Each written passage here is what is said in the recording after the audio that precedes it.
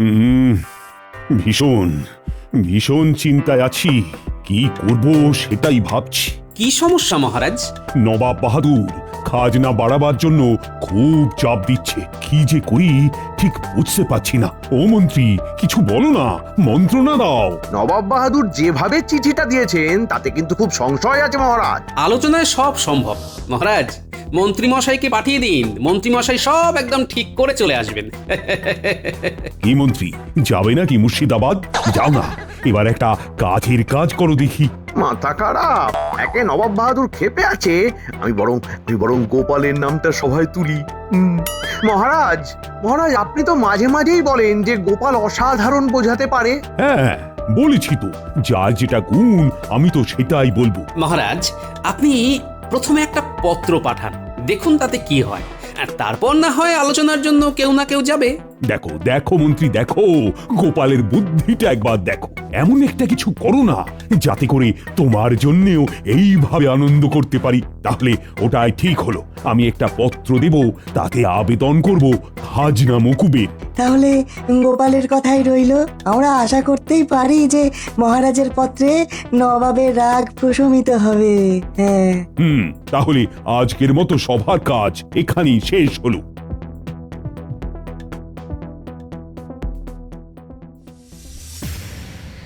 কি গো, রাজসভা থেকে আসার পর থেকে দেখছি তোর মুখটা কেমন হয়ে গেছে।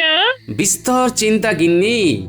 নবাব বাহাদুর মহারাজকে পত্র লিখেছেন, আর সেই পত্র দেখে মহারাজ খুব বিষণ্ণ হয়ে পড়েছেন। বলি কি আছে সেই পত্রে? খাজনা বাড়ানোর কথা আছে গিন্নি, এবং সেই পত্রের ভাষা অত্যন্ত তীব্র।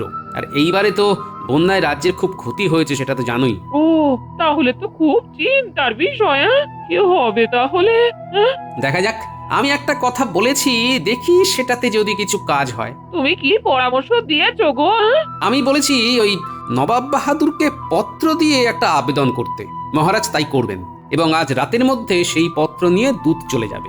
দেখো কি হয়। আচ্ছা, তোমার কি মনে হয় নবাব বাহাদুর মানবেন?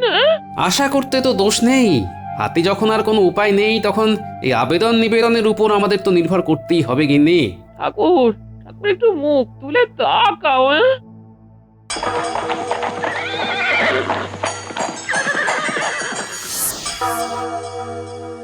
কি হবে জানি না। আবেদন তো করলাম, আমার দূত তো কাল সকালেই পৌঁছে যাবে। দেখি নবাব বাহাদুর কি উত্তর দেন। আমার মনে হয় কি জানেন মহারাজ, নিশ্চয়ই ভালো কিছু হবে, আপনি দেখবেন। তাই যেন হয়, তাই যেন হয়।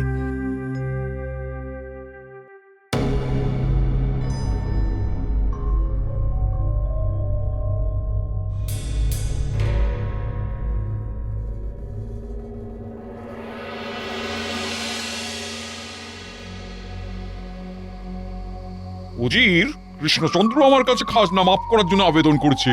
কি করা যায় বলো? জাহাপানা, একটা কাজ হতে পারে যেটা করলে সব দিক সামলানো যাবে। ঠিক আছে দূত, তুমি সারা রাত ঘোড়সওয়ারি করে এসেছো, তুমি বিশ্রাম নাও, আমি জানাচ্ছি। এবার বলো উজির, তোমার মাথায় কি পরিকল্পনা এসেছে যেটা করলে সব দিক সামলাতে পারবো? বলছি জাহাপানা, বলছি। সেটা হলো বুদ্ধির পরীক্ষায় যদি আপনাকে হারাতে পারে তবে খাজনা মাফ হবে, না হলে হবে না। আর সবাই মোটামুটি জানে যে আপনার উপস্থিত বুদ্ধি সবার চেয়ে বেশি। বাহ বাহ বাহ বাহ বাহ, ঠিক বলেছো। তাহলে কৃষ্ণচন্দ্রকে চিঠি পাঠাই। হ্যাঁ জাহাপানা।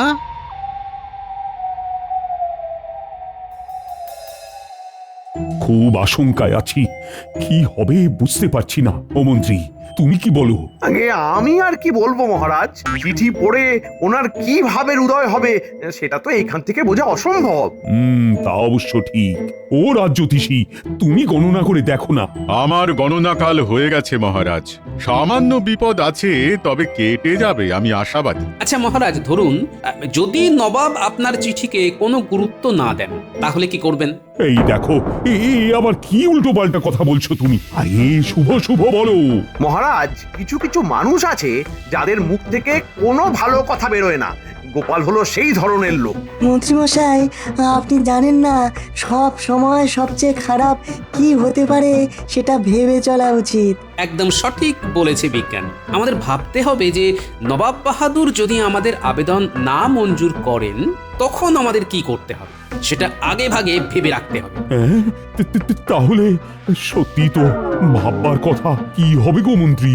দেখুন মহারাজ, দেখুন কি হবে, কি হতে পারতো, এই সব ভেবে আগে ভাগে আতঙ্ক ছড়ানো ঠিক মানুষের কাজ নয়। ও গোপাল, তুমি কি ভাবছো যদি সত্যি এই রকম কিছু ঘটে তবে আমাদের কি করা উচিত? মহারাজ, আমাদের মন্ত্রী মশাই আছেন কি করতে? যদি এই রকম কিছু ঘটে আপনি পত্রপাঠ মন্ত্রী মশাইকে সোজা পাঠিয়ে দেবেন নবাব বাহাদুরের কাছে। মন্ত্রী মশাইয়ের যে হাত যশ, উনি নবাব বাহাদুরের সাথে কথা বলে বিষয়টা সাথে সাথে মিটিয়ে নেবেন একদম। ঠিক বলেছো গোপাল। মন্ত্রী, তুমি তৈরি থেকো, তোমাকে কিন্তু যেতে হবে। মন্ত্রী আছেন সাথে, ভয় কি বাবার আছে? ক্ষমতা আছে হাতে, গরুকে তুলবেন গাছে।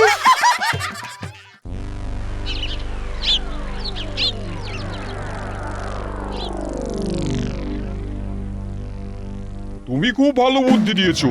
আমার সাথে বুদ্ধির লড়াই করা সহজ কথা নয়। আমার কাছে হারলেই ব্যাস, খাজনা তো মাফ হবেই না, তার সাথে যে হারবে তাকে আজীবন কারাগারে বন্দি থাকতে হবে।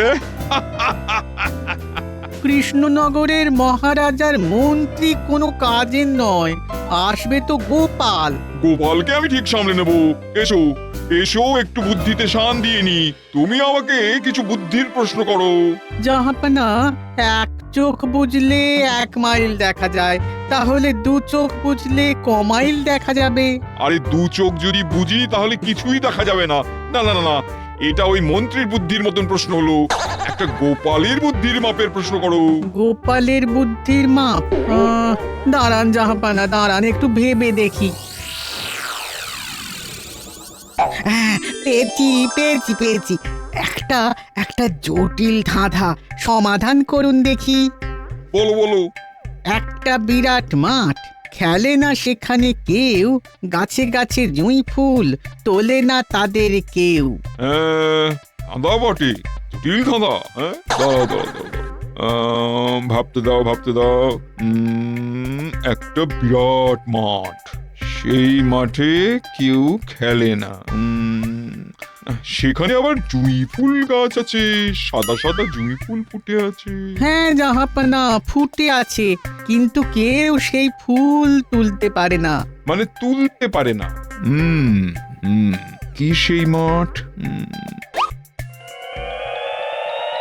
উজির, আকাশের দিকে তাকাও, দেখো দেখো তারাগুলো কিরকম জুঁই ফুলের মতন সাদা সাদা ফুটে আছে। আর বিশাল আকাশটা কখনো আমাদের ছাদ, কখনো মাঠ। তোমার ধাঁধার সমাধান হলো আকাশ, আর জুঁই ফুল হলো আকাশের গায়ে ফুটে ওঠা ওই তারা। কেমন বলো? অসাধারণ অসাধারণ জাহাপানা, অসাধারণ।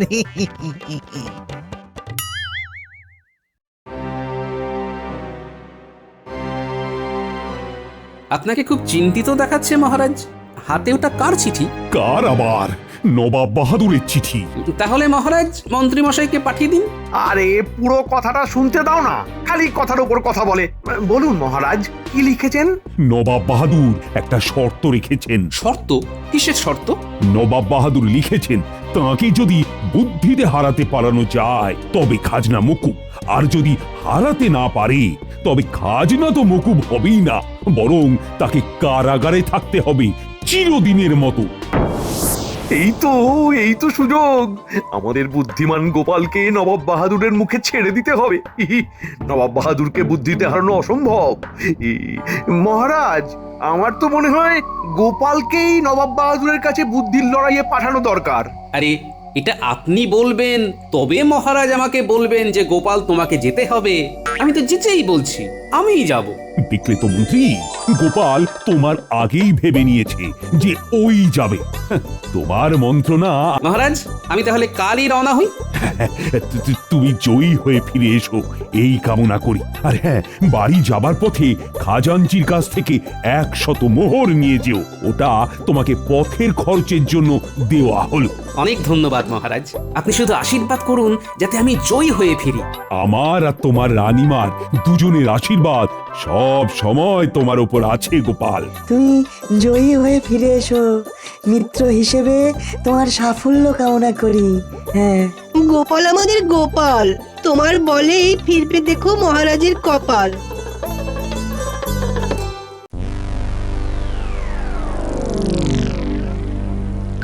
কি গো, এত রাতে কি গোছাচ্ছ?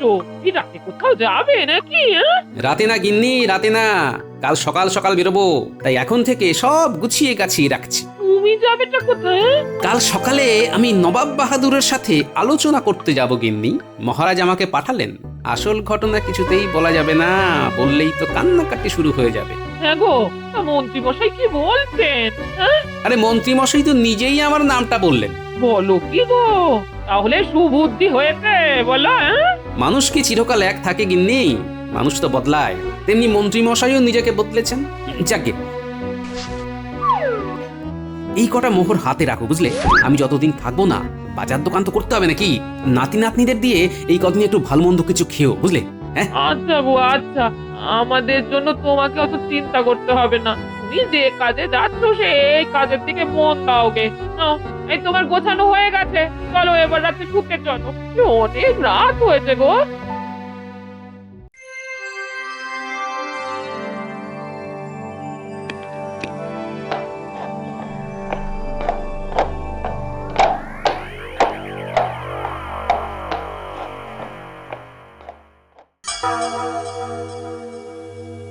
আজ ভোর রাতে গোপাল মুর্শিদাবাদের উদ্দেশ্যে রওনা দিয়েছে। হ্যাঁ, এইবার প্রাণে একটু সাহস এলো। মহারাজ, মহারাজ, এখনো বিপদ কাটেনি।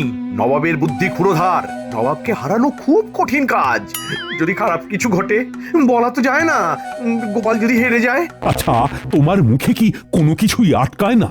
সব সময় খারাপটা ধরে এগোনোর কথা বলা হলো, আমরা সেটা ধরেই চলি। মহারাজ, আমি কিন্তু খুব আশাবাদী।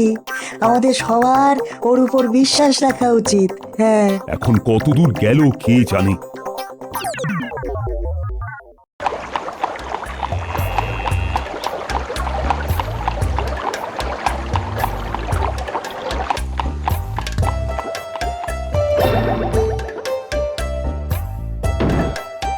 কি হে থামালে যে? কি হলো, প্রকৃতির ডাক এসেছে? হ্যাঁ, আমার উটকে একটু শাক পাতা খাওয়াবো। উট? উট আবার কোথায়? এই যে এতক্ষণ ধরে আপনাকে নিয়ে এলো, ওই তো আমার উট।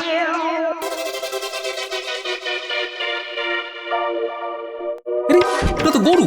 আপনার ভুল হচ্ছে গোপাল দাদা, ওই আমার উট। এই উট, আয় শাক পাতা খেয়ে যা। গরুর নাম উট? এ তো কখনো শুনিনি। না, ব্যাপারটাকে একটু খতিয়ে দেখতে হচ্ছে। বুঝলে গোপাল দাদা, এইটুকু বয়স থেকে না আমার উট পোষার খুব শখ ছিল। বাবাকে বললাম একটা উট কিনে দাও, ভাইয়ের স্নেহ দিয়ে মানুষ করব। তারপর তোমার বাবা উট কিনে দিল। কোথায় আর দিল গোপাল দাদা, খালি বলে আজ দেব কাল দেব, আমি খালি কাঁদি। কি বলে কাঁদো? আমাকে উট দাও বলে? হ্যাঁ গোপাল দাদা, রোজ বাবার কাছে মায়ের কাছে কাঁদতাম আর বলতাম আমাকে উট কিনে দাও, উট কিনে দাও। অবশেষে কি হলো? দিল তো ছোট্ট এইটুকুনি। সেটা কোথায়? এই আমার উট। এমা, এটা উট কোথায়? এটা তো গরু, গাই গরু। না গো, আমার বাবা আমাকে আমার জন্মদিনে একে আমার হাতে তুলে দিয়ে বলেছিল, এই নে উট, এখন ছোট আছে, একে মানুষ করে বড় কর। সেই থেকে ও আমার কাছে উট। বাবা রে, এ তো পুরো মহাভারত। হ্যাঁ, বাবার কথা কি করে অবিশ্বাস করি বলো? সেই ছোট থেকে একে উট বলেই জেনে এসেছি। ভালো জানা রইল। চলো এবার একটা না উটের ঠ্যাঙে ইচ্ছে ডানা। চল উঠ, চল চল চল চল। তোমার গাড়িতেই আসবো কিন্তু। সে তো জানি গোপাল দাদা।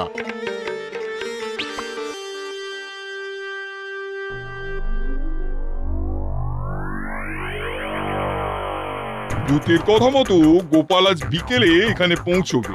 আপনাকে কে বুদ্ধিতে হারাবে জাহাপানা? আপনার বুদ্ধির কথা সারা জগৎ জানে।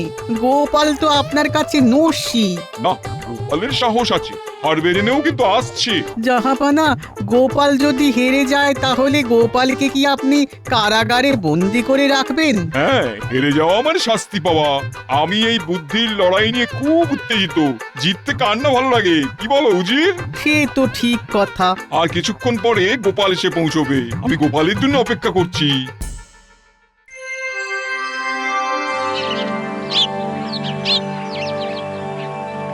নবাবকে বুদ্ধিতে হারিয়ে যদি গোপাল খাজনা মকুব করে আনতে পারে তাহলে আমি গোপালের বেতন বাড়িয়ে দেব। ওহ, কত দরদ! হেরে ভূত হয়ে নবাবের কারাগারে বন্দি থাকবে। আমি দিব্য দৃষ্টিতে দেখতে পাচ্ছি।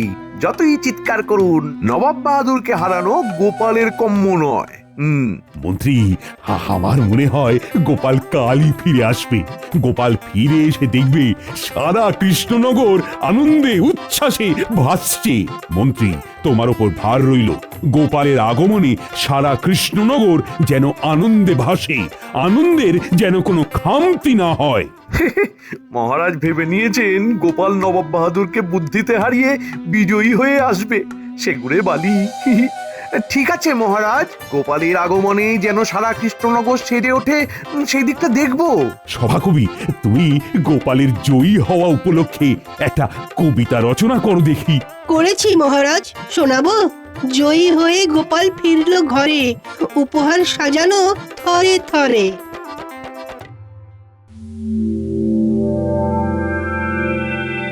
জাহাপনা, কৃষ্ণনগর থেকে গোপাল এসেছে, আপনার সাথে দেখা করতে চাই। ডাকো ডাকো, পাঠিয়ে দাও আমার কাছে। ওর জন্যই তো আমরা অপেক্ষা করছি। উজির, ব্যাস ব্যাস ব্যাস ব্যাস, গোপাল এসে গেছে।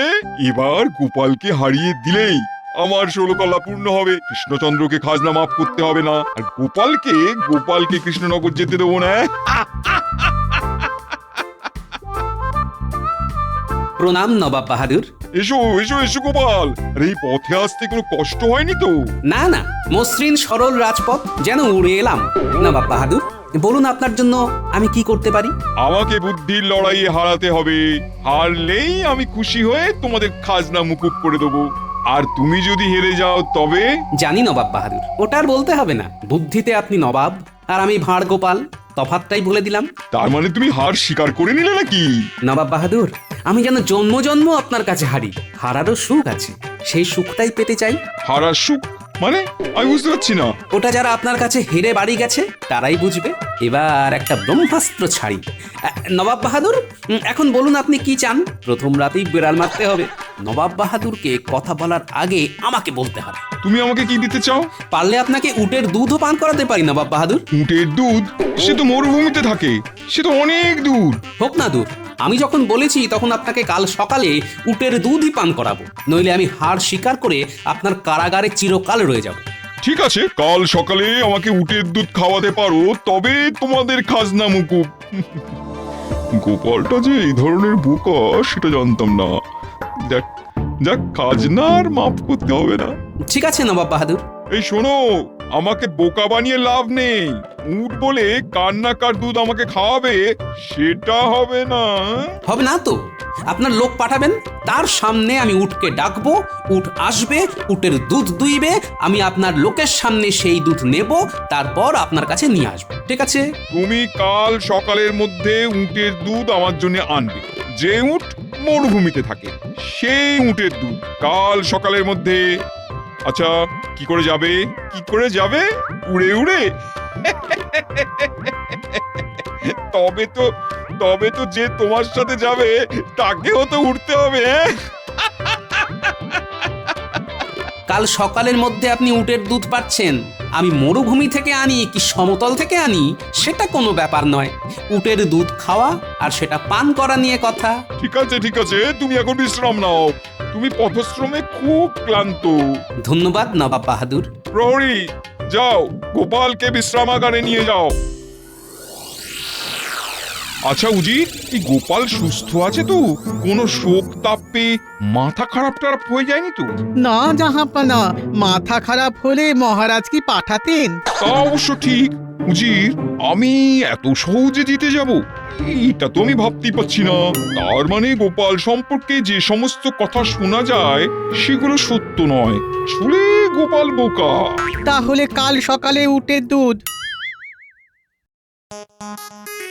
এসো, এইখানে উটকে বেঁধে রেখেছে। ও ভাই গাড়োয়ান, তুমি কি উটের দুধ দিয়েছো? না, এইবার দুইব। আপনি পান করবেন গোপাল দাদা? না, আমাদের নবাব পান করবেন তোমার উটের দুধ। ভালো তো? ভালো মানে এত ঘন আর সুগন্ধওয়ালা দুধ আপনি কোথাও পাবেন না।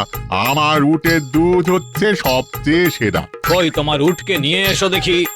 আয় আয় উঠ, আয় আয় আয় আয় আয় উঠ, আয় আয় আয় কাছে আয়, কাছে আয় আয় আয় আয় আয় আয় আয় আয়। এবার তো দুধ দুইব। হ্যাঁ হ্যাঁ, লক্ষ্মী মেয়ের মতো দাঁড়িয়ে থাকবে কিন্তু। হ্যাঁ হ্যাঁ হ্যাঁ। এই, এটা উট কোথায়? এটা তো গরু। একদম ভুল কথা বলবেন না, এ গরু নয়। এই ছোট্ট কাল থেকে জেনে এসেছি এ আমার উট, আর এখন আপনি এসে বলবেন এ গরু?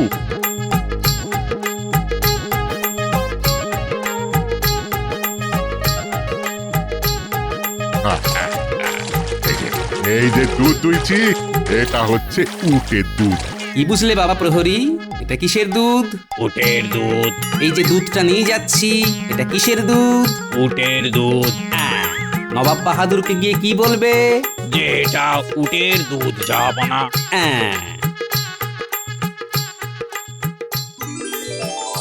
সত্যি গোপাল, এ তোমার জবাব নেই। আমি আমার বুদ্ধি নিয়ে অহংকার করি, কিন্তু সত্যি তোমার কাছে আমি কিছুই না। এইভাবে যে উটের দুধ পাওয়া যায় তা তুমি না থাকলে ভাবতেই পারতাম না। কি উজির, কি ভাবছো? 7 শেয়ানার 1 শেয়ানা হলো আমাদের গোপাল। দশচক্রের যে ভগবান ভূত হয় সেটা শুনেছিলাম, কিন্তু তুমি আজ আমাদের দেখিয়ে দিলে সেটা হয়। একটা গরুর নাম উট, এবং তার দুধ যে উটের দুধ সেটাও তুমি প্রমাণ করে দিলে গোপাল। তাহলে মহারাজকে কি বলবো? কৃষ্ণচন্দ্রকে বলবে খাজনা মাফ করে দিলাম। ধন্যবাদ নবাব বাহাদুর।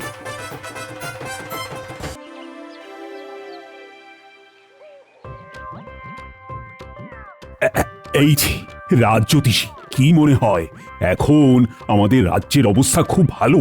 এমনিতে তো খারাপ কিছু দেখতে পাচ্ছি না, তবে তবে বলে থামলে কেন? এই যে কথা বলতে গিয়ে অর্ধেক কথা খেয়ে নাও, এটা কিন্তু একদম ভালো নয়। তবেটা কি? তবেটা হলো একটা ঝড় কিছুদিনের জন্য এই কৃষ্ণনগরে আছড়ে পড়তে চলেছে। ওই ঝড় কেটে গেলে আবার ঝকঝকে আকাশ দেখা যাবে। আগে বলো ঝড়ের গতি প্রকৃতি। আচ্ছা, মন্ত্রী এখনো আসেনি কেন? মন্ত্রী কোথায়?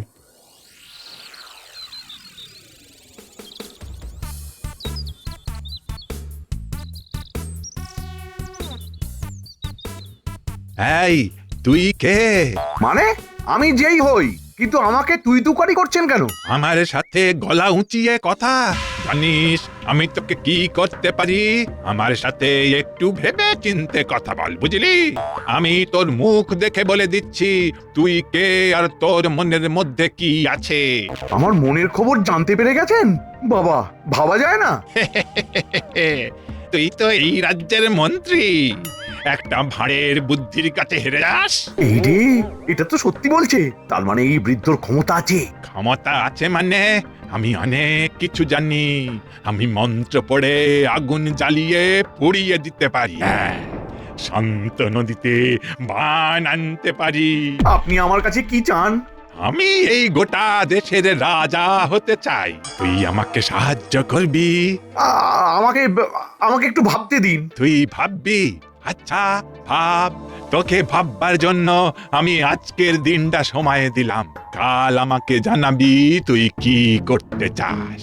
যদি আমার কথায় রাজি হোস তো তবে ঠিক আছে, আর যদি রাজি না হোস তবে আমি তোর বাড়ি মন্ত্র পড়ে জ্বালিয়ে দেব।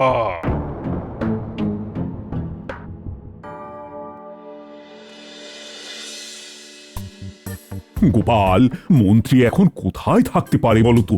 সেটা আমি কেমন করে বলি বলুন তো? শরীর টরীর খারাপ হয়নি তো? শরীর গতিক সুবিধে নয়, তবু ভালোবাসেন খেতে। গান্ডে পিণ্ডে খেয়ে দে দেরি করেন কাজে যেতে। এই একটা কথা সভাকবি, তুমি কিন্তু খুব ভালো বলেছো। ওই তো মন্ত্রী মশাই এসে গেছেন। কি হলো, আপনারা তো দেরি হলো। তোমার মুখ চোখ এমন কেন? কি হয়েছে? হ্যাঁ, ঝড় উঠেছে মহারাজ, আমি খুব জোর বেঁচে গেছি। ঝড়? কোথায় ঝড়? ঝড়ের তো আওয়াজ পাচ্ছি না। এক ভয়ঙ্কর ত্রিকালজ্ঞ সাধুর আবির্ভাব হয়েছে। সে নাকি মন্ত্র পড়ে আগুন জ্বালিয়ে দিতে পারে, শান্ত নদীতে মন্ত্র বলে বান ডেকে আনতে পারে। সে আমাকে দেখে আমার মনের কথা বলে দিয়েছে মহারাজ। সে কি চায়? ভয় বলবো না নির্ভয়ে বলবো মহারাজ? নির্ভয়ে বলো, নির্ভয়। ও ও এই দেশের রাজা হতে চায়। আমাকে আমাকে একদিনের সময় দিয়েছে। কিসের সময়? বলেছে ওকে সাহায্য করতে, সাহায্য না করলে ও আমার ঘর বাড়ি সব জ্বালিয়ে দেবে। কি বিপদ এলো গোপাল! এখন তাহলে আমাদের কি করা উচিত? ওই বৃদ্ধকে অনতি বিলম্বে এই রাজ্য থেকে তাড়াতে হবে। সেটা কি করে সম্ভব গোপাল? আমাকে একটু ভাবতে দিতে হবে। আমাকে দেখতে হবে ওই বৃদ্ধর সত্যি মন্ত্র শক্তি আছে না পুরোটাই ভাঁওতা। মহারাজ, আমি বলেছিলাম একটা ঝড় আসছে, দেখলেন তো ঝড় এসে গেছে। এই ঝড় কি আমাকে উড়িয়ে নিয়ে যাবে? মহারাজ, গোপাল থাকতে আপনার কেউ কেশাগ্র স্পর্শ করতে পারবে না।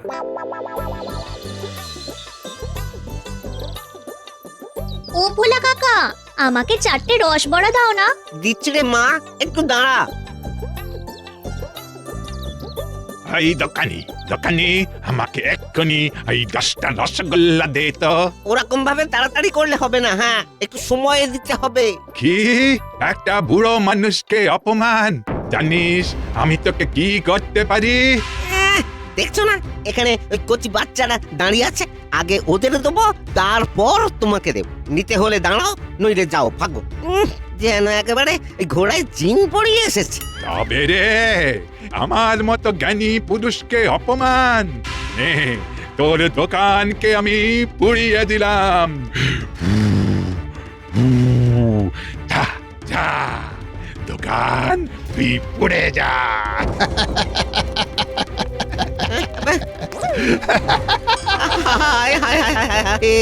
এবার কি হবে? এবার কি হবে?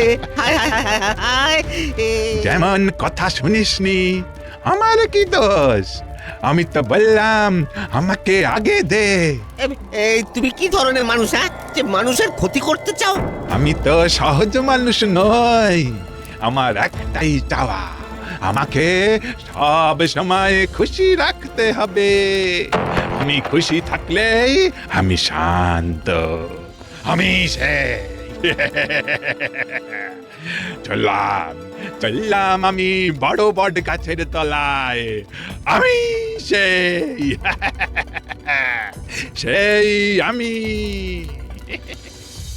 আমার খুব কষ্ট লাগছে ভোলা কাকা, আমাকে আগে দেওয়ার জন্য তোমার দোকানটাই পুড়িয়ে দিল। চল আমরা গোপাল দাদুকে জানিয়ে আসি।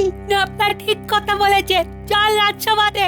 রাজসভাতে গিয়ে গোপাল দাদুকে এই কথাটা জানালে রাজা মশাইও জানবেন, আর তাহলে তাড়াতাড়ি কিছু একটা উপায় বের হবে। চল চল তাড়াতাড়ি।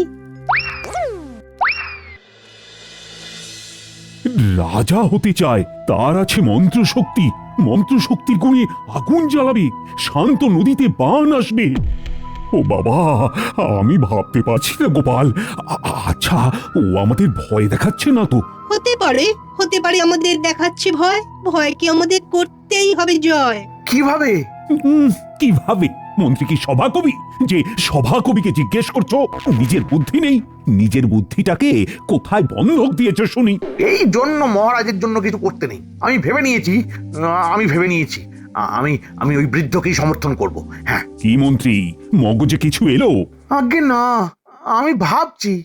মহারাজ, আমাদের প্রথম কাজ হলো বৃদ্ধর ক্ষমতা সম্পর্কে জানা। এক্ষুনি যদি কোনোভাবে জানতে পারতাম যে ওই বৃদ্ধের সত্যি ক্ষমতা আছে, তাহলে অন্যরকম ভাবা যেত। মহারাজ, এই বাচ্চাগুলো আপনাকে কিছু বলতে চায়। হ্যাঁ রে, বল বল বল, তোরা কি বলতে চাস? মহারাজ, একটা বুড়ো ভোলা কাকার মিষ্টির দোকান মন্ত্র পড়ে পুড়িয়ে দিয়েছে। তার মানে এও কি সম্ভব? হ্যাঁ বিজ্ঞানী দাদু, আমরা নিজের চোখে দেখেছি। ওই বুড়োটা বলো, হো হা যা, দোকান পুড়ে যা। ব্যাস, সাথে সাথে পুড়ে গেল। কেন দোকানটাকে পুড়িয়ে দিল? ভোলা কি কিছু বলেছিল? না গো গোপাল দাদু,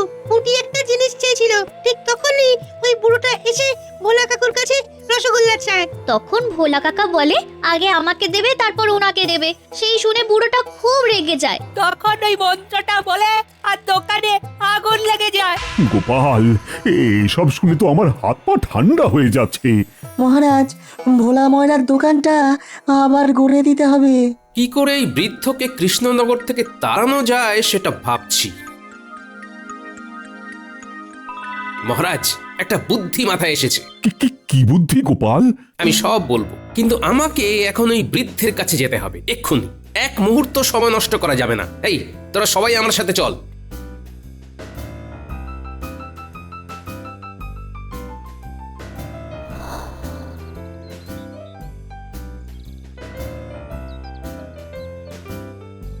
কই গো গিন্নি, তাড়াতাড়ি এসো।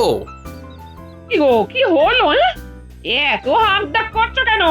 এক্ষুনি আমাকে একটা থালায় চাল, আলু, ফল সাজিয়ে দাও। এগুলো নিয়ে কোথায় যাবে শুনি? একজন খুব বড় বাবা এসেছেন, তার কাছে যাব। তুমি তো এসবে বিশ্বাস করতে না গো। আরে বাবা, করছি কি আর সাধে, দায়ে পড়ে করতে হচ্ছে। দাও দাও দাও। কি হয়েছে সেটা তো বলো। আরে গল্প করার অনেক সময় পাবো, এখন আমাকে যেতে দাও। নইলে আর কোথায় কি করে দেবে, কার ঘরে আগুন লাগিয়ে দেবে, কিচ্ছু বুঝতে পারছি না। ওরে বাবা, এই রকম মানুষের কাছে তোমাকে পাঠাবো, তুমি ভাবলে কি করে? ওরে বাবা, আমার কিছু হবে না গিন্নি, বরং আমার উপর উনি খুব খুশি হবেন। আমি তো ওনাকে শান্ত করতেই যাচ্ছি। শোন, তোরা কি দেখেছিস সব ভালো করে তোদের দিদিমাকে বল, আমি ততক্ষণে কাজটা করে আসি। ঠিক আছে। ঠিক আছে, তুমি একটু দাঁড়াও, আমি নতুন থালায় চাল, ডাল, আনাজ, ফল, মিষ্টি সাজিয়ে নিয়ে আনছি। হ্যাঁ।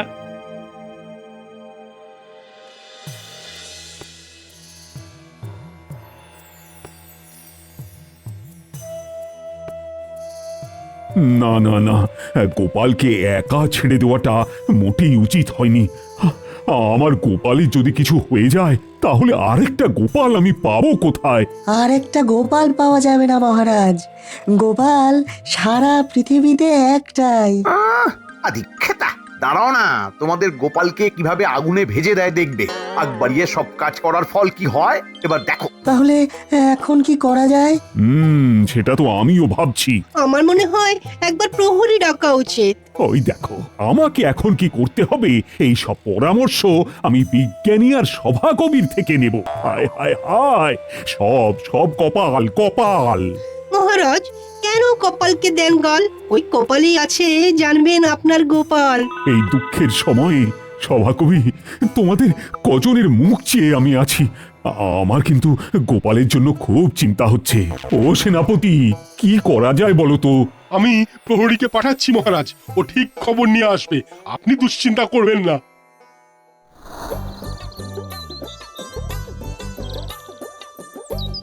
এবার তোমার হচ্ছে, তোমার দর্পচূন্য করছি আমি।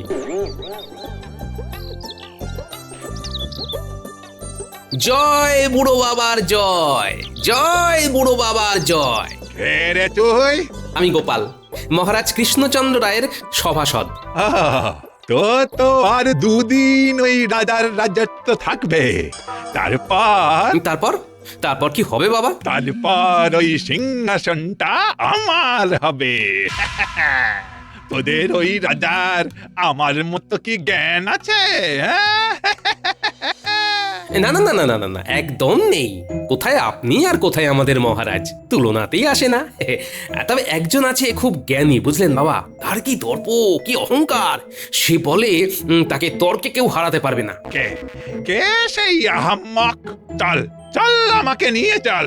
একটা কথা বলে রাখি কিন্তু, লোকটা কিন্তু খুব ভয়ঙ্কর। এমনিতে শান্ত, কিন্তু রেগে গেলে সে যে কি করে ফেলবে সেসব আমরা বলতে পারবো না। তুই আমাকে ওর কাছে নিয়ে চল, দেখবি এমন বেঁচে ফেলবো, তার তর্ক করার স্বাদ জীবনের মতো ঘুচিয়ে দেব। শোন বাবারা, তোরা সব বাড়ি যা, গিয়ে দিদিমাকে বল যে দাদু অদ্ভুতানন্দর কাছে যাচ্ছে বৃদ্ধ বাবাকে নিয়ে দর্পচূন্য করবার জন্য। ঠিক আছে দাদু। তোরা সব বুঝিয়ে বলতে পারবি তো? হ্যাঁ হ্যাঁ পারবো, তাহলে আমরা যাচ্ছি। আরেকটা কথা, বিকেলের দিকে ফল মিষ্টি নিয়ে আসবি এখানে, দেরি করবি না কিন্তু। না না, তুমি দেখবে ঠিক সময় ফল মিষ্টি খাবার নিয়ে হাজির হব। চলুন বাবা, আমরাও যাই।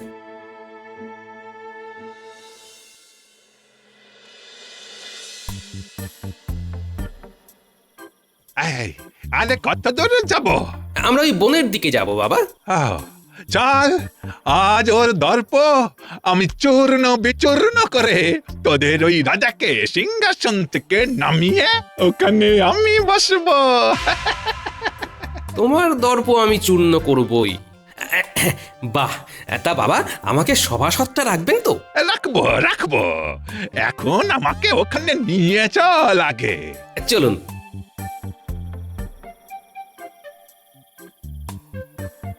বাবা এবার আমাকে যেতে হবে, এর বেশি আমার আর যাবার উপায় নেই। সে কি রে? তাহলে তাহলে আমি তাকে কোথায় খুঁজবো? বনের মধ্যে এক জায়গায় পঞ্চবটী বৃক্ষ আছে, ওইখানে ওই সব জানতা লোকটা থাকে, আপনি এগিয়ে যান। ঠিক আছে ঠিক আছে, তাহলে আমি গিয়ে তোদের ওই সব জনতাকে পরাস্ত করেই ফিরে আসছি।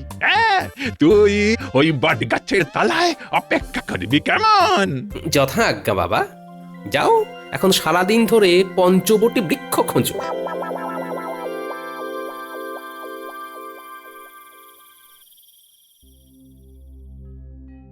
প্রহরী, তুমি দেখতে পেলে না?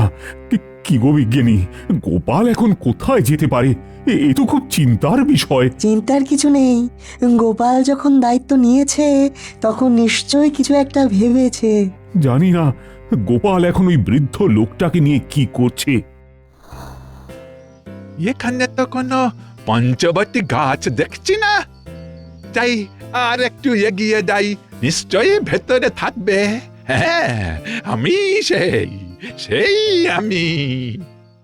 না না, আর সত্যি চাপ নিতে পারছি না। আমার কাছে কেউ খবর আনতে পারলো না, কি করা যায়? আমাদের কি একবার যাওয়া দরকার? ঠিক ঠিক, আমার মুখের কথাটা একেবারে কেড়ে নিয়েছো। তাহলে চলো আমরা এখন গোপালের খুঁজে যাই। চলুন।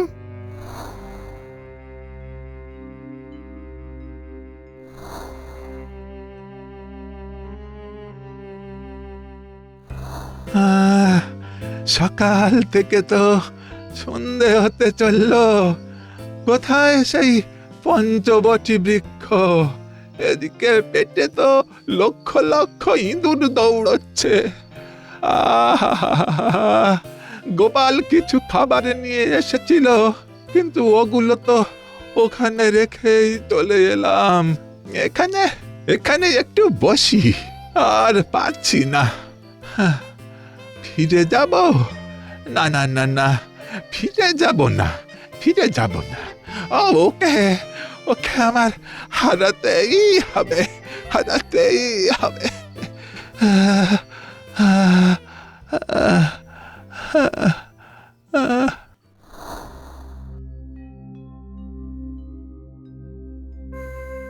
ও গোপাল, তুমি এখানে দাঁড়িয়ে, কিন্তু সেই রাগী বৃদ্ধ কোথায়? ওরে বাবা, আপনারা সবাই এখানে? ইয়ে দেখো গোপাল, কি আর বলবো বলো, তুমি হলে আমাদের সাগর আর আমরা হলাম মাছ। সাগরকে খুঁজে না পেলে মাছেদের অবস্থা কি হয় সেটা তো জানো গোপাল। আরে আমার মন্ত্রীর হলো কি? হঠাৎ করে এত ভালো ভালো কথা। যাক যাক, ভালো, আমার মন্ত্রী মানুষ হলো অবশেষে। তা গোপাল বলো, সেই রাগী বৃদ্ধ এখন কোথায়? উনি এখন বনের মধ্যে পঞ্চবটী বৃক্ষ খুঁজছেন। মানে আমি যতদূর জানি ওই বনে পঞ্চবটী বৃক্ষ নেই। ঠিক বলেছো বিজ্ঞানী, আমলকি, বট, বেল, অশোক আর অশ্বত্থ, এই 5টি গাছকে একসাথে থাকতে হবে। বাবা গোপাল, এই প্রথম তোমার কাছে পঞ্চবটী বৃক্ষ কি সেটা জানতে পারলাম। এবার আমাকে ছদ্মবেশ ধরতে হবে, শুধু ন্যাপলা উল্টেদের জন্য অপেক্ষা করছি মহারাজ। বাহ, তোদের তো খুব সময় কেন আছে, এবার আমাকে ছদ্মবেশ ধরতে হবে। ছদ্মবেশ? এখন ছদ্মবেশ ধরবে? হ্যাঁ মহারাজ, ওকে চিরতরে এই কৃষ্ণনগর থেকে তাড়াবার জন্য আমাকে ছদ্মবেশ ধরতেই হবে। এখন কিচ্ছু বলার সময় নেই মহারাজ, আপনারা সবাই আমাকে অনুসরণ করুন, তাহলেই আপনি দেখতে পাবেন আসল ঘটনা। ও আর পারছি না, শরীর আর চলছে না গো। এতটা দূর চলে এলাম, কোথাও তো পঞ্চবটী বৃক্ষ দেখতে পেলাম না। ওই তো একজন কে যেন আসছে দেখছি। ওর কাছে কি একটু খাবার জল পাবো? আরে বৃদ্ধ বাবা তো দেখছি ক্লান্ত হয়ে গেছে। আমি যা ছদ্মবেশ ধরেছি তাতে আমাকে চিনতে পারবে না, শুধু গলাটাকে একটু পরিবর্তন করতে হবে। ও মশাই, মশাই, আমাকে একটু খাওয়ার জল দেবেন? আপনি কে বৃদ্ধ? কি বলি, ভাবি রাজা বললে তো পুরো বিষয়টাই আবার ঘেঁটে যাবে। আমি একজন পথিক, মানে একজন সাধারণ পথিক। আপনার আপনার পোশাক, আপনার চেহারা বলছে আপনি একজন সন্ন্যাসী, কিন্তু মুখে সন্ন্যাসী সুলভ স্নিগ্ধতাটা নেই। সন্ন্যাসী তো পথিক নয়, পথিক কেবল দুজন, একজন সূর্য আর একজন চন্দ্র। এরা কখনো থামতে জানে না, সর্বদা চলাই তার ধর্ম। ওরে বাবা, এ তো দেখছি অল্প বিস্তর জ্ঞান আছে। কি বলি কি বলি, আমি আমি অতিথি, তুমি আমাকে অতিথি রূপেই একটু জল দাও বাবা। হ্যাঁ, সংসারে অতিথি মাত্র দুজন, এক অর্থ আর এক যৌবন, যারা আসে আবার চলে যায়। ওরে বাবা, এ তো খুব জ্ঞানী একজন লোক দেখছি। আচ্ছা, এই নিয়ে আবার তিনি নন তো? না না না না না, এইরকম চেহারা নিয়ে না না না, একজন সাধারণ মানুষই হবেন। এদিকে এদিকে তো পেটে আগুন জ্বলছে, তেষ্টায় ছাতি ফেটে যাচ্ছে।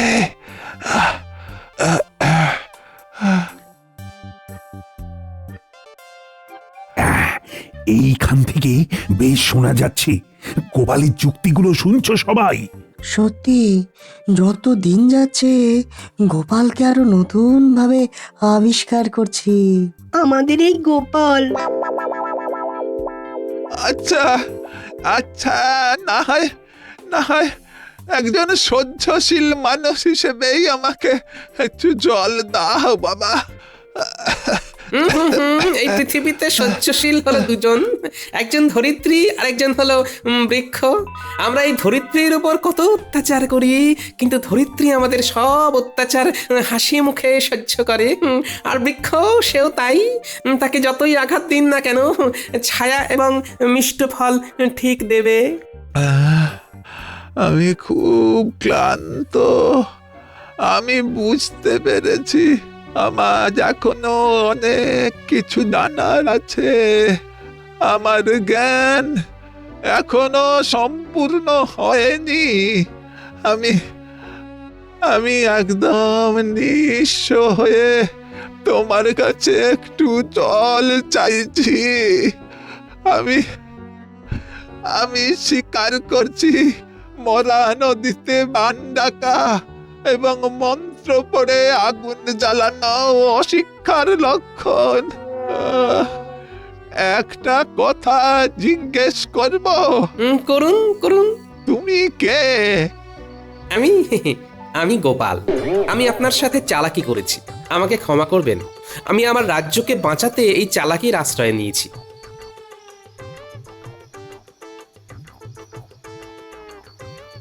এই নিন বাবা, ফল আর ঠান্ডা জল।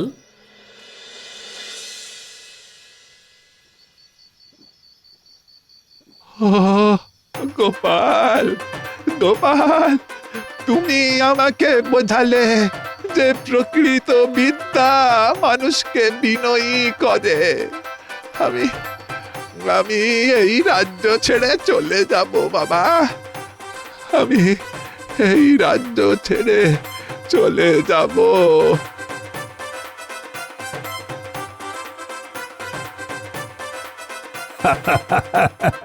পুরো ঘটনাটা দেখে গোপালকে আমি প্রশংসা না করে পারছি না। আমার সাথে সবাই বলুন, জয় গোপালের জয়। গোপাল সাথে থাকলে পরে হবেই হবে জয়।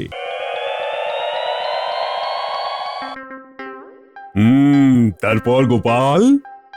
জামাই ষষ্ঠী তো এসে গেল, তা এবারে কি তুমি ষষ্ঠীর ফোঁটা নিতে যাবে, নাকি তোমার জামাই এসে তোমার গিন্নির কাছ থেকে ফোঁটা নেবে? মহারাজ, আমি যতদূর জানি গোপালের শাশুড়ি গোপালের ভয়ঙ্কর খাওয়া নিয়ে খুব আতঙ্কিত।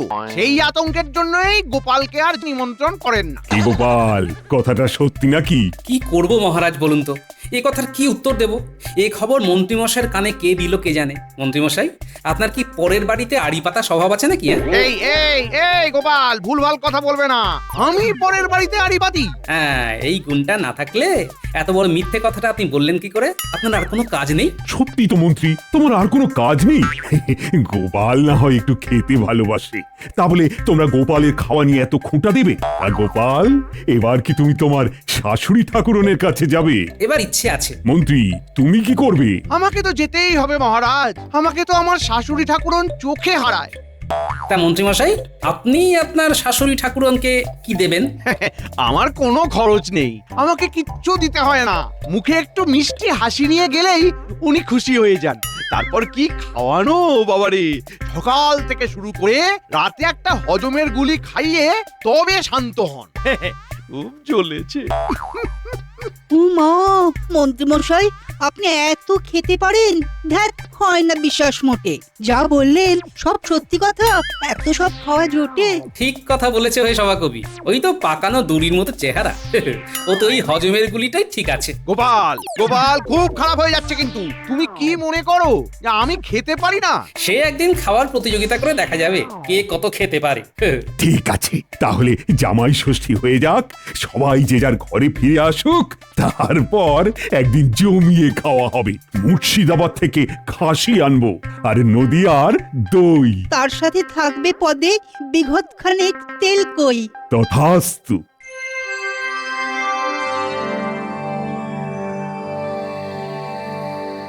শ্রী চরণেশু মা, এবার আর জামাই ষষ্ঠীতে আপনার কাছে আসতে পারছি না, কারণ পা পিছলে পড়ে গিয়ে কোমরে চোট পেয়েছি। ভাববেন না, হাঁটতে পারলেই আমি মিনুকে নিয়ে হাজির হব। ইতি আপনার হতভাগ্য জামাই। হায় হায় হায়, এ কি হলো? ঠাকুরে কি হলো? এ কেন হলো? কি হয়েছে নাকি? খুব খারাপ খবর আছে গোপাল দাদু, খুব খারাপ খবর। খারাপ খবর? কি হয়েছে রে পুটি, তোর হাতে ওটা কি? ওটা দাদা বাবুর চিঠি। এবার আসতে পারবে না বলেছে। হ্যাঁ, আসতে পারবে না বলেছে? বাহ, এটা খুব ভালো খবর গিন্নি। তুই কি কয়? ওষুধ না ওষুধ? বাবা জীবন আসতে পারবে না বলে আনন্দ করছো? বাবা জীবনের বাড়ি আমি সব ফল মূল মিষ্টান্ন জামা কাপড় পাঠিয়ে দেবো। কেন, উনি একদম চিন্তা করো না গিন্নি। আনন্দ করছে কি আর সাধে গিন্নি, আমার অনেক দিনের ইচ্ছে আজ পূরণ হতে চলেছে। ইচ্ছা পূরণ শুনি। অবশেষে আমার ভাগ্যে জামাই আদর পাওয়ার শিকে ছিঁড়ল গিন্নি। মানে কি বলতে চাইছো? একটু ভরসা করে বলো দেখি। আমার জামাই আমাদের ঘরে আসতে পারছে না, কিন্তু আমি জামাই এইবারের জামাই আদর খেতে আমার শাশুড়ি ঠাকুরনের কাছে যাব। কি আনন্দ হচ্ছে না, কি বলবো গিন্নি। মানে এর মানে আবার কি? মানে এবার আমার জামাইয়ের ফোঁটা নেওয়া কেউ আটকাতে পারবে না। রাজসভা থেকে বেশ কয়েকদিন সবেতন ছুটি পেয়েছি, চলো কয়েকদিন ঘুরে আসি। কি আনন্দ, কি আনন্দ, বাতাসে বাতাসে ছোটে, মনের মধ্যে ইচ্ছেগুলো তুরি লাফ দিয়ে ওঠে।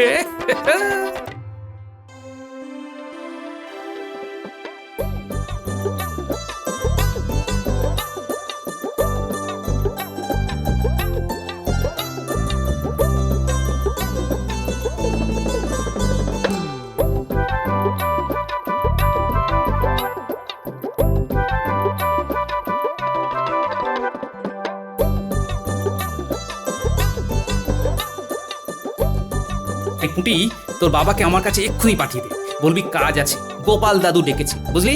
বুঝলাম। কি আনন্দ, কি আনন্দ, বাতাসে বাতাসে ছোটে, মনের মধ্যে ইচ্ছেগুলো তুরি লাফ দিয়ে ওঠে।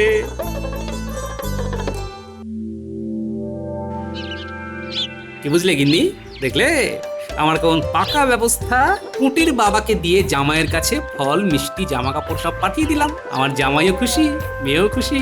কি বলো? হ্যাঁ, একটা কথা তোমায় বলে দিচ্ছি, ভালো করে শুনে রাখো। ওখানে গিয়ে কিন্তু হাই হাই করে খাবে না। হ্যাঁ, খাবে না বললেই হলো। যাকে কথায় কথায় কিরকম তোমার মায়ের বাড়ি চলে এলাম, এবার পা চালিয়ে চলো। আর হ্যাঁ, মুখটা একটু হাসি হাসি করো। হ্যাঁ চলো, পা চালাও।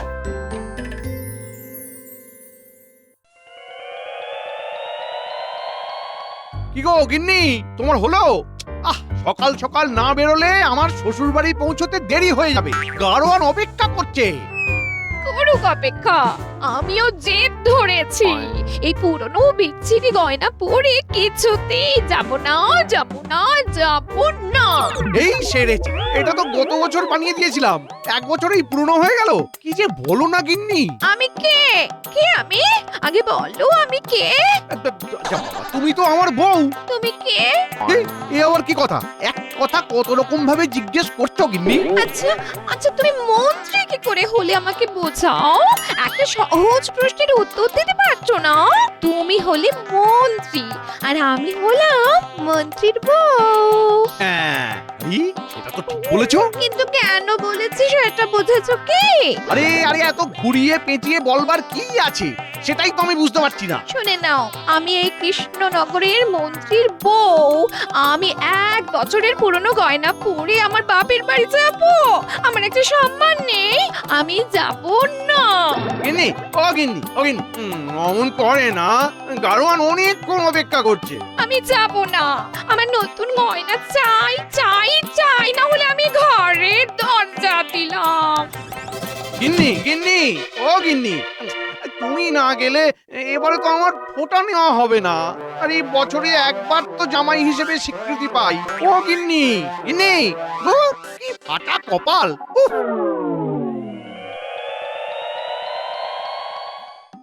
পায়ের ধুলো দিন মা ঠাকুরুন। ঠিক আছে। প্রতি জামাই ষষ্ঠীতেই ভাবি আপনার শ্রীচরণ দর্শন করব, কিছুতেই আর হয়ে ওঠে না। তাই এবারে একদম মন স্থির করে চলেই এলাম। তা আপনি কতদিন থাকবেন বলে ভেবেছেন জামাইবাবু?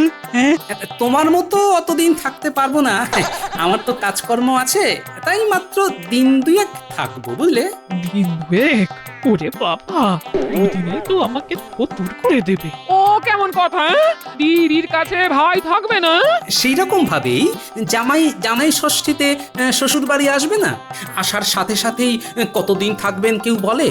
শুনুন মা, আমি আপনাকে বেশি আতান্তরে ফেলবো না।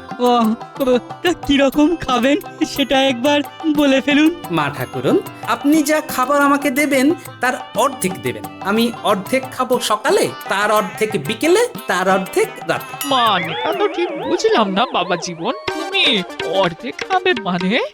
এই আপনার ওই অসহায় অবস্থা দেখে আমি ভাবলাম যে আমি পুরো খাবো না, অর্ধেক খাবো। বুঝতে পারছেন না তাই তো? হ্যাঁ, ঠিক মাথার উপর দিয়ে যাচ্ছে। আচ্ছা, আপনি খাবার নিয়ে আসুন মা ঠাকুরন, আমি আপনাকে বুঝিয়ে দিচ্ছি। এবার দেখবেন মজা। তুমি কি করতে চাইছো বলো তো? তোমার মাকে না হাতে কলমে শিখিয়ে দিচ্ছি যে কিভাবে আমাকে খেতে দিতে হবে। আসুন মা ঠাকুরন, ভাত বাড়ুন। অত নয়, মাত্র একটা ভাত দিন। একটা ভাত মানে? এবার ওই একটা ভাতকে অর্ধেক করুন। এই ভাতটার অর্ধেক?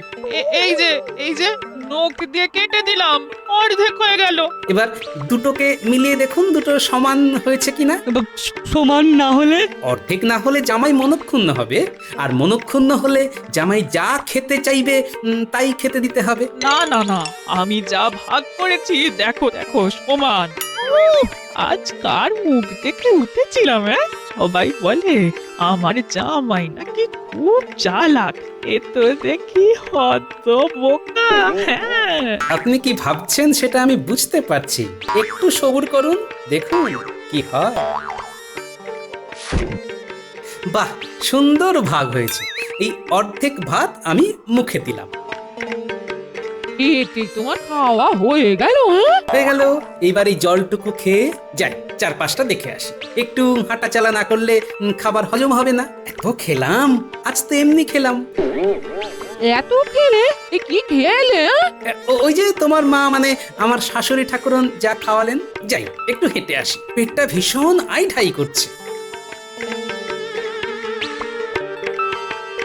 কি অত বোকা রে মা তোর গোপাল, অর্ধেক ভোজন বলে একটা চালের অর্ধেক, ওতে কি কারো পেট ভরে? নে নে, এবার তোরা ভাই বোন খেতে বসে যা, আমি তোদের খাবার দিই। হ্যাঁ এ মা, ও তো কিছু খেলো না, আমি খেয়ে নেবো। হ্যাঁ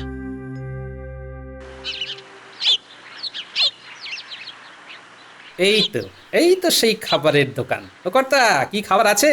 ওরে বাস, হ্যাঁ, আমি কাকে দেখছি? পেন্নাম। তুমি আমাকে চেনো? চিনি মানে আপনি হলেন বিখ্যাত ওই গোপাল ভাঁড়। আপনাকে চিনবো না? আপনি হলেন এই গ্রামের গর্ব, আপনি এই গ্রামের জামাই। যাক, এ তাহলে আমার শ্বশুর বাড়ি চেনে। ব্যাস, তাহলে পেটের আগুনটাকে আগে নেভাই। কি খাবার আছে তোমার দোকানে?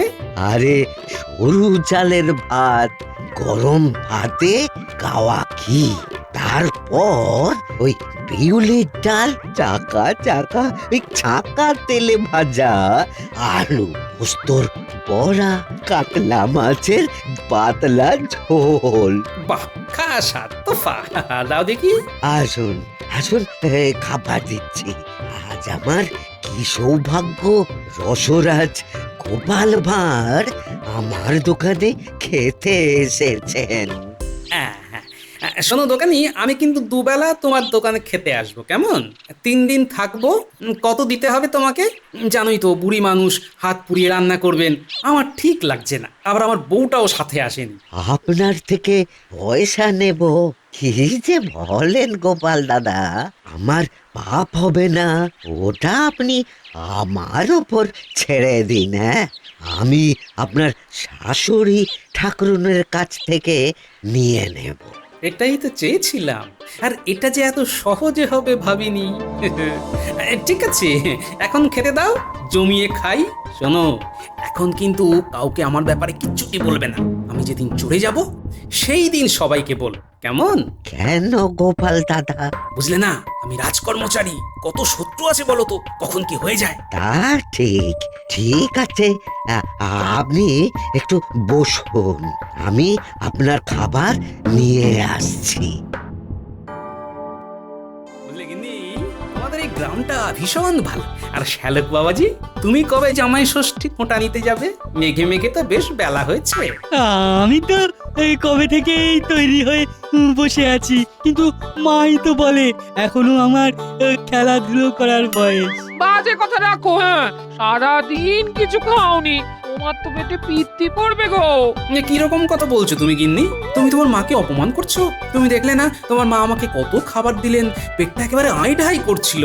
হেঁটে হেঁটে এসে সব নামালুম। এবার চনমনে খিদে পেয়েছে। দিন মা ঠাকুরুন, খেতে দিন। হ্যাঁ বাবা জীবন, দিচ্ছি। শর্ত মনে আছে তো? সকালে যতখানি খেয়েছিলাম এখন তার অর্ধেক। নেই, ওই অর্ধেক ভাতটার অর্ধেক করুন। জামাইবাবু, আপনি কি বোকা? আপনি তো কিছুই খাচ্ছেন না, খালি বোকামি করে যাচ্ছেন। গো, তোমার মাথাটা সত্যি খারাপ হয়ে যায়নি তো? গোপাল তো পাগল হওয়ার জন্য জন্মায়নি, গোপাল পাগল করবার জন্য জন্মেছে। এ তো বুঝতেই পারছি, না খেয়ে তুমি আমাকে পাগল করছো। হ্যাঁ সত্যি বাবা জীবন, সকালে ওই অর্ধেক চালের ভাত খেয়ে পেট ভরেছিল। এক কথা কতবার বলবো বলুন দেখি?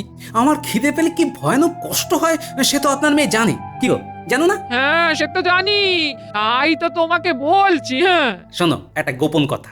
আমি তো জানি আমার শাশুড়ি ঠাকুরুন বুড়ি মানুষ, তিনি একটা ন্যালা খাপা ছেলেকে নিয়ে আছেন, ছেলেটা কিচ্ছু কাজ করে না। এই অবস্থায় উনি কি করে করবেন বলো তো? মা, জামাইবাবু কিন্তু আমাকে অপমান করছে, তুমি কিছু বলবে না মা? বাবা জীবন যা বলছে সেটা তো সত্যি বলছে।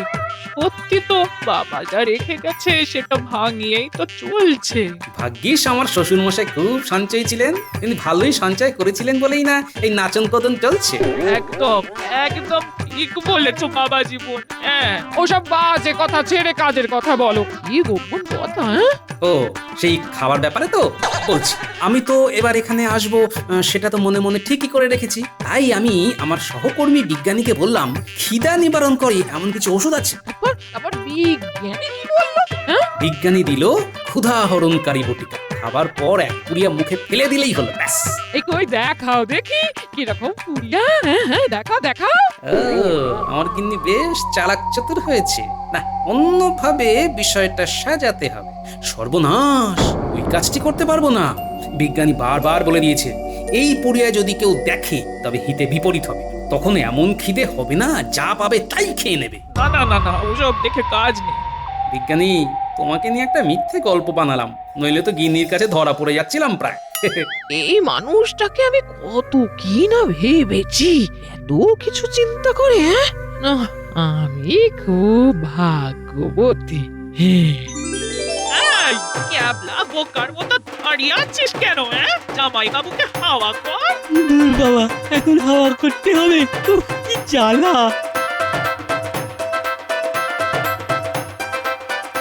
দেখো তো বাবা, ঠিক মতো ভাগ হয়েছে তো। হ্যাঁ, একেবারে নিখুঁত ভাগ হয়েছে। বাহ, এই ভাতটাকে আমি মুখে ফেললাম, তারপর এই এক গ্লাস জল খেলাম। তৃপ্তি। এবার আবার হেঁটে আসি, কাল আবার এই অর্ধেকের অর্ধেক ভাতেরও অর্ধেক ভাগ করতে হবে, কেমন?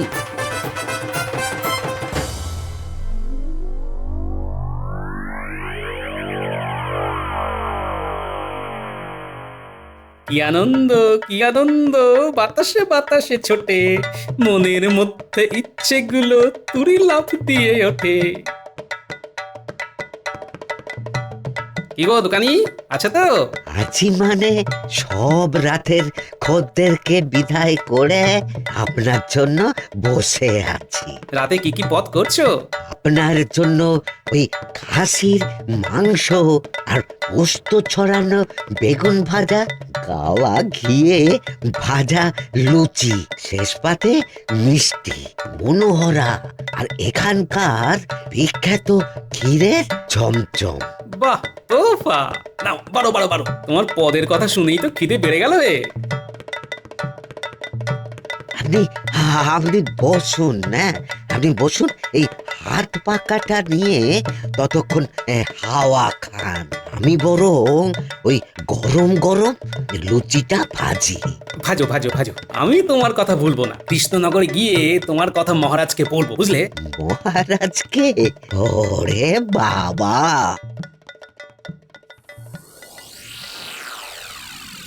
আমার এই ছেলেটাকে নিয়ে খুব চিন্তা হয়। নিজের পায়ে দাঁড়াবার কোনো ইচ্ছেই নেই, একেবারে বিশ্ব ক্যাবলা। মাথায় বুদ্ধি শুদ্ধি তো একেবারেই নেই। কি যে হবে কে জানে।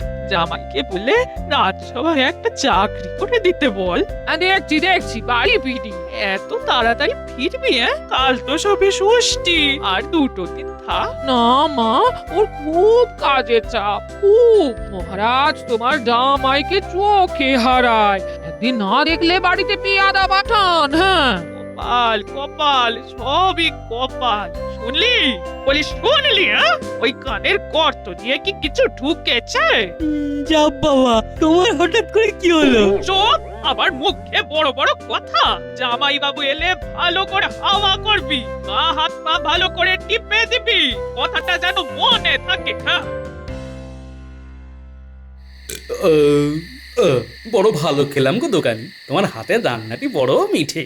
আপনি সন্তুষ্ট হলেই আমার সব কিছু পাওয়া হয়ে গেল। তাহলে এবার আমি আসি। কাল আসবেন তো?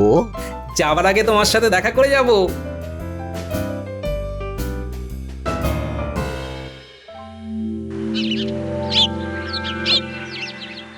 মা, তুই শাঁখ বাজা, আর এই যে নবাব পুত্তুর হাওয়া করো।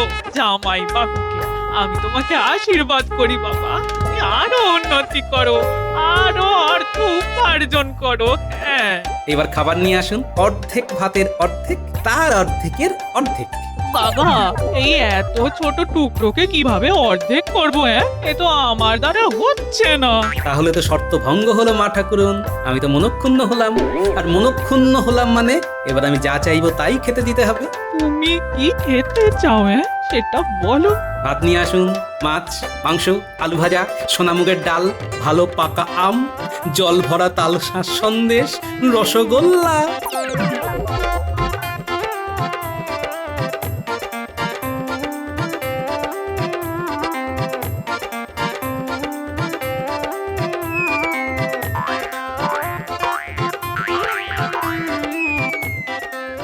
আহ শান্তি, তৃপ্তি।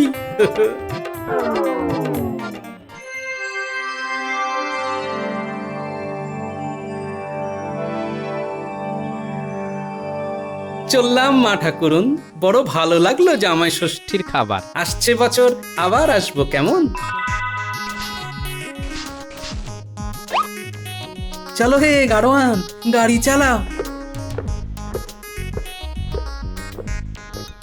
ফের নাম হই মা ঠাকুরুন, ফের নাম হই। তুমি তুমি আবার কি মনে করে? ওই খাবারের দামটা নিতে এসেছি। কিসের খাবার? কে খেয়েছে? তোমার জামাই বাবু দুবেলা কি তৃপ্তির সাথে খেয়েছে, আমিও উজাড় করে খাইয়েছি।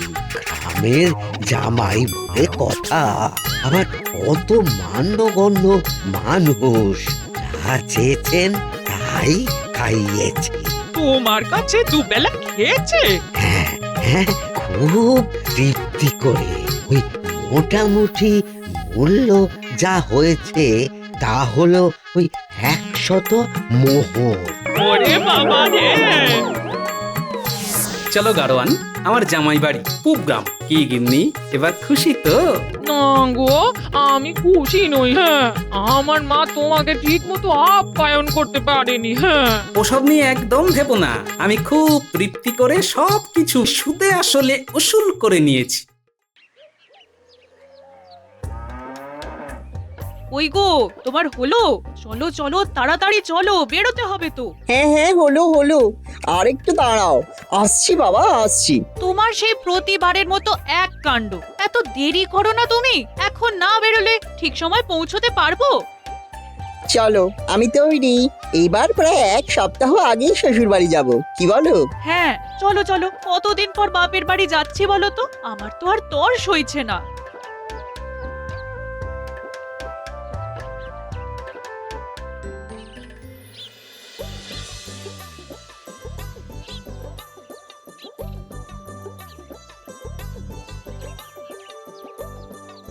মা মা দেখো, এবার আমরা 1 সপ্তাহ আগেই চলে এসেছি। তুমি বারবার বলো না এত কম সময়ের জন্য আসি, তাই এবার তাড়াতাড়ি চলে এলাম। ও মা, এই দেখো দেখো দেখো কে এসেছে! আমার তো দেখেই মনটা ভরে গেল। আয় আয় আয় আয়, এসো বাবা এসো, ঘরে এসো। মা, এবার কিন্তু অনেক রকম খাবার খাবো, একেবারে কবজি ডুবিয়ে। তবে আজ চিংড়ি মাছের মালাইকারি খেতে খুব ইচ্ছে করছে। এবারে তো আমি একেবারেই খাটবো না, সব সময় আমি একাই খেতে বলি, আর উনি শুধু হুকুম করেন। মেয়ে জামাইটা তো ওনারও নাকি। কি হলো মা, চুপ করে আছো কেন? কি ভাবছো এত? আচ্ছা বাবা আচ্ছা, এই তাই হবে তাই হবে। বাড়িতে তো চিংড়ি নেই।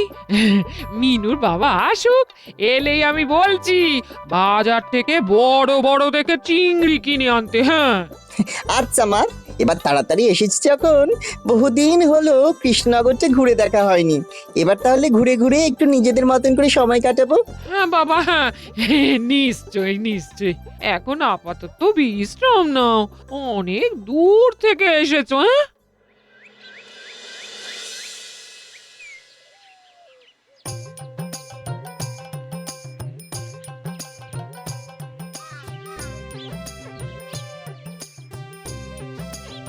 কি এইসব কি, এই এত ফর্দ কিসের? তোমার মেয়ে আর জামাই এবছর একটু তাড়াতাড়ি চলে এসেছে। হ্যাঁ, জামাই আবদার করেছে চিংড়ির মালাইকারি খাবে, তাই ঝটপট বাজার থেকে এই জিনিসগুলো একটু এনে দাও দেখি। হ্যাঁ, উফ, ভাল লাগে না যত সব। এইমাত্র বাড়ি ফিরলাম, আবার এক্ষুনি যেতে হচ্ছে। কে যে ওদের এত তাড়াতাড়ি আসতে বলেছিল কে জানে। আর হ্যাঁ, তোমাকে না আসল কথাটাই বলা হয়নি। হ্যাঁ, মালাইকারিটা কিন্তু তোমায় করতে হবে, এটা মনে রেখো। আমায় করতে হবে মানে? তার মানে তুমি বলছো আমি সারাদিন রাজবাড়ি থেকে খেটে এসে আবার চিংড়ি মাছের মালাইকারি রাঁধবো? মানে এটাই যে প্রতিবার মেয়ে জামাই এলে আমাকে হাড় মাস কালি করে খেটে যেতে হয়, আর তুমি পায়ের ওপর পা তুলে হুকুম করো। জামাইটা তুমি না বাবা জীবন সেটা বোঝা যায় না। এইবার তা হবে না, বুঝেছো? তুমি যে রান্না করতে পারো না তা তো নয়, বিয়ের প্রথম প্রথম আমাকে তো বেশ রান্না করে খাওয়াতে। এখন পুরনো হয়ে গেছি বলে একদিনও আমাকে রেহাই দিতে নেই। এই তো মহা মুশকিলে পড়া গেল দেখছি। সারাদিন এত খেটে খুটে এসে আবার জামাইয়ের জন্য রাতে খাটতে বসতে হবে। উফ, সংসার তো নয়, যন্ত্রণা যন্ত্রণা। যন্ত্রণা কিছু না, এবার থেকে তোমাকেই এই কটা দিন রান্না করে খাওয়াতে হবে। হ্যাঁ, আমি অনেক হেসেল ঠেলেছি বাবা। ওহ,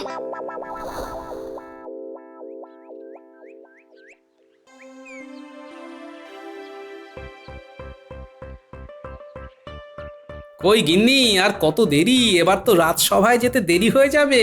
ভাতটা দাও। ভাতটা দাও মানে? তোমায় না আমি বললাম এই কটা দিন আমার ছুটি। এখন তোমরা মেয়ে বাবা মিলে রান্না করো আর আমাদের সবাইকে খাওয়াও। এই কদিন আমি কিচ্ছুটি করবো না, বুঝেছো? হ্যাঁ, এ তো আজব ব্যাপার। গিন্নি আমায় এইভাবে ফাঁসাচ্ছে, কিন্তু এখনো ভাত না হলে তো আমার রাজসভায় যেতেও দেরি হয়ে যাবে। যাই, অগত্যা আমি ব্যবস্থা করি।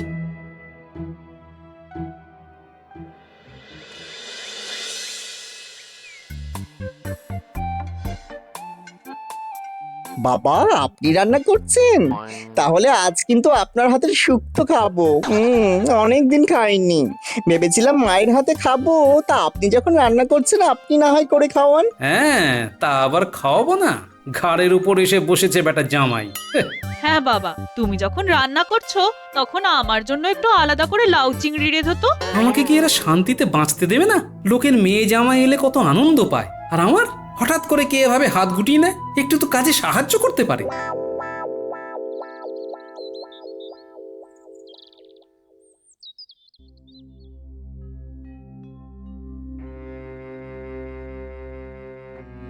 কি হে গোপাল, তোমার মুখের এই অবস্থা কেন?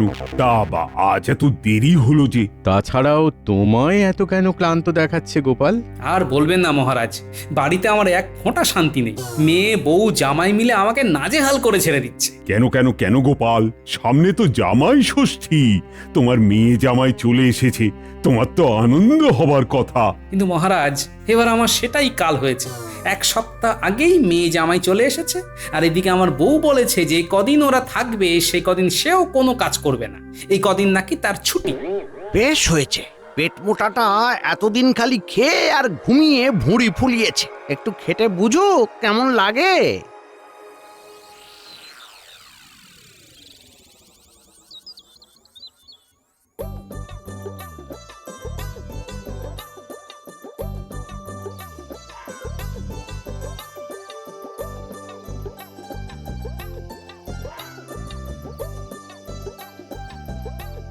কই গিন্নি, খেতে দাও, বড্ড খিদে পেয়ে গেছে। আজ এত খাটাখাটনি গেছে।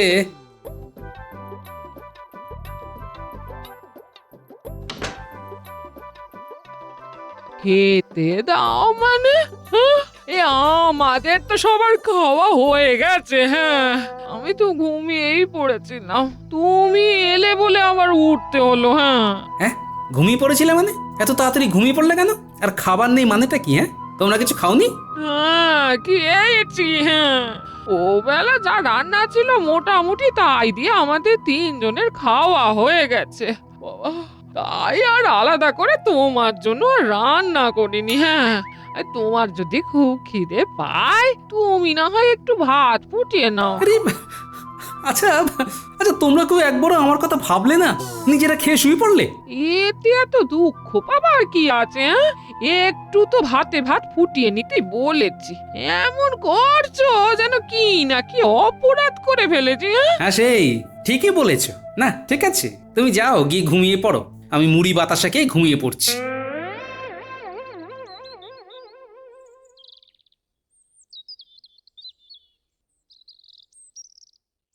বাবা, আমার না অনেক দিন থেকে আমের আচার খেতে ইচ্ছে করছে। কেন, তোর মাকে বল না, বাড়িতেই তো আমের আচার আছে। না না, যে আচার ছিল না সেটা তো 3 দিন আগেই শেষ হয়ে গেছে। হ্যাঁ ও আচ্ছা, ঠিক আছে, তাহলে একটা কাজ করো না বাবা, আমাদের আম গাছ থেকে বরং আম পেড়ে আমায় আচার বানিয়ে খাওয়াও। আরে আমি এখন আচার বানিয়ে খাওয়াবো?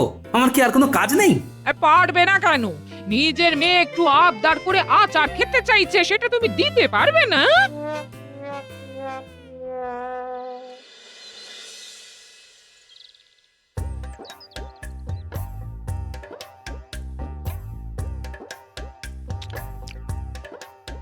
ওহ, দারুণ দারুণ হয়েছে তো।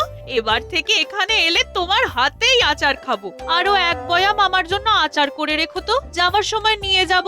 বলছি শোনো, এই উঠোনটা একটু গোবর দিয়ে লেপে দিও তো রাজসভায় যাবার আগে। আর কদিন বাদেই তো জামাই ষষ্ঠী গো, উঠোন তো নিকোতেই হবে। আমি এখন রাজসভায় যাব, তার আগে নাকি আমায় উঠোন নিকতে হবে? কেন, তুমি মিনু বাড়িতে বসে কি করবে কি? হ্যাঁ কেন গো, এতদিন পরে মিনু এলো, ওকে নিয়ে আমি পুটির মার বাড়ি গল্প করতে যাব। গল্প করতে যাওয়াটা তোমাদের কাজ? কেন, রাজসভায় ভাড়ামো করতে যাওয়াটা যদি তোমার কাজ হয়, আমাদের গল্প করাটাও কাজ হবে না কেন? তুমি এত বড় কথাটা আমায় বলতে পারলে গিন্নি? সেই ভাড়ামো করেই না আমাদের সংসার চলে, বুঝলে? হ্যাঁ, সারাটা জীবন তো শুধু ওই করে আর খেয়ে ঘুমিয়ে কেটে গেল, তাই এবার একটু সংসারের কাজকর্ম করো গো। এ তো দারুণ ব্যাপার। এরকম শ্বশুর বাড়ি কজনের ভাগ্যে জোটে? যা চাইছি তাই পেয়ে যাচ্ছি, তা আবার শ্বশুর মশাই নিজের হাতে রান্না করে খাওয়াচ্ছেন। জামাই ষষ্ঠীর পরেও আমি আর বাড়ি যাবই না, এখানেই থেকে যাব।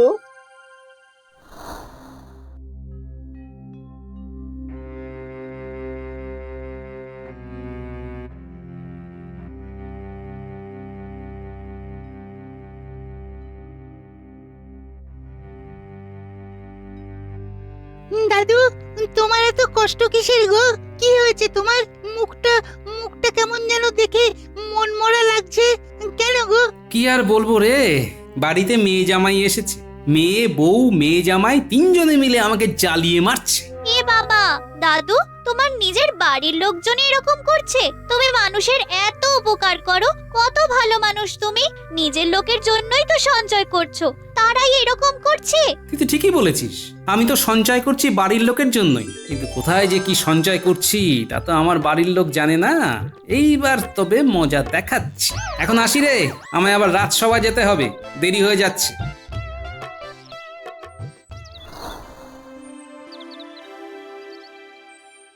কি হে গোপাল, এখন তোমার বাড়ির অবস্থা কি? এখনো কি সেই একই অবস্থা চলছে নাকি? তা মুক্তির উপায় কিছু পেলে? উপায় একটা পেয়েছি মহারাজ, তবে আপনার একটু সাহায্য লাগবে। হ্যাঁ হ্যাঁ নিশ্চয়ই, কি সাহায্য লাগবে বলো। আমার একজন পেয়াদাকে একটু লাগবে মহারাজ, তাকে ঠিক যেমনটি বলবো আমার বাড়িতে গিয়ে আমার অবর্তমানে তাকে তেমনটি বলে আসতে হবে। আর এমন কি গোপাল, সেনাপতি যাও তো গোপালের কাছে একজন পেয়াদাকে নিয়ে যাও। গোপাল যেমনটা বলছে সেই পেয়াদাকে ঠিক তেমনটাই করতে বলো। আচ্ছা মহারাজ, চলো চলো গোপাল। যা বললাম ঠিক ঠিক বুঝতে পেরেছো তো? আগে পেরেছি। ঠিক মতো করে বলতে পারবে তো? খুব পারবো। বাহ, খুব ভালো, তাহলে এখন বাড়ি ফিরে যাও।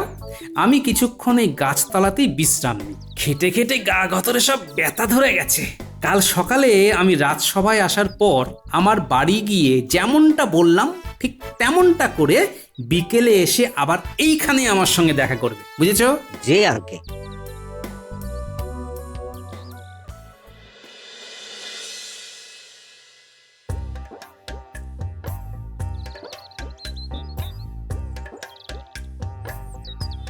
কি ব্যাপার এখানে? আগে মহারাজ আমাকে পাঠিয়েছেন গোপাল ওর সঞ্চিত 1000 সোনার মোহরের জন্য কার নাম গোপাল মনোনয়ন করেছেন তা জানতে। আমি সেই খবরই নিতে এসেছি। তিনি তো ঘরে নেই, কিন্তু কি বললে 1000 সোনার মোহর না কি জানা? বলি ব্যাপারটা কি একটু খুলে বলতে পারো? আগে 1 বছর আগে গোপাল ওর জমানো 900 মোহর কোথায় আমানত করবে ঠিক করতে পারছিল না। তখন মহারাজ বলেছিলেন যে সেই সোনার মোহর তার কাছে বীমা করতে, এবং 1 বছর পর তিনি সুদ হিসাবে তাতে আরো 100 মোহর যোগ করবেন।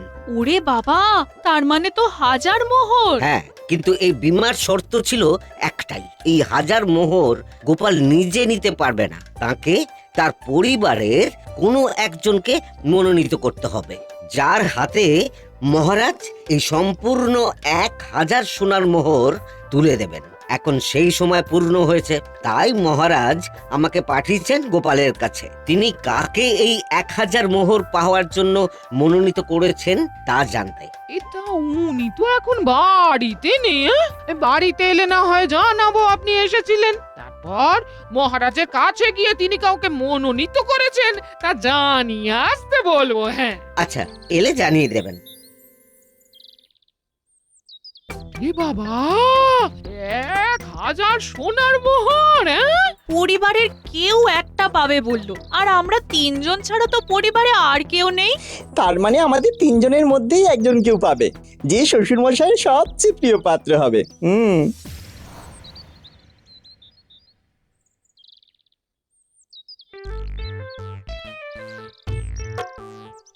কি হলো গিন্নি, চোখে মুখে এত খুশি? তুমি নাকি শুনলাম বীমা করিয়েছো? হ্যাঁ, সে তো 1 বছর আগেই করিয়েছিলাম। অনেকগুলো টাকা পাবে বলো? হ্যাঁ, তা অনেকগুলো টাকাই পাবো, ভাড়ামো করেই টাকাগুলো জমানো কিনা। আর ভাবছি টাকাগুলো পেলে আমি অন্য জায়গায় গিয়ে বাড়ি করে থাকবো, বুঝলে? কারণ এখানে তো আমার কেউ আর দেখভাল করছে না, কেটে কেটে ক্লান্ত হয়ে যাচ্ছি, আর পারছি না, বুঝলে? এ মা, তুমি কেন খাটবে? আমি আছি কি করতে? আমি না তোমার বউ? কি খাবে বলো, শুধু এক্ষুনি রান্না করে খাওয়াচ্ছি আমি। বলো বলো। না না না মা, তোমারও তো বয়স হচ্ছে, তোমাদেরকে কাউকে কিছু করতে হবে না, আমি আজকে তোমাদের রান্না করে খাওয়াবো। এই শোন, তুই এখন পরের বাড়ির বউ, তোর এখন অন্য সংসার হয়েছে, তুই সেই সংসার সামলাতে যা। এটা আমার সংসার, আমায় কাজ করতে রে। কেন মা, এটা কি আমার বাড়ি নয়? আর বাবাকে আমি রান্না করে খাওয়াতে পারবো না? আচ্ছা আচ্ছা, তোমরা তো ঝগড়া করছো কেন? তোমরা মা মেয়ে দুজনে মিলে রান্না করো, তাতে সমস্যা কি? ঠিক আছে ঠিক আছে, তাই হোক, আমরা দুজন মিলে আজকে তোমার জন্য রান্না করছি। হ্যাঁ,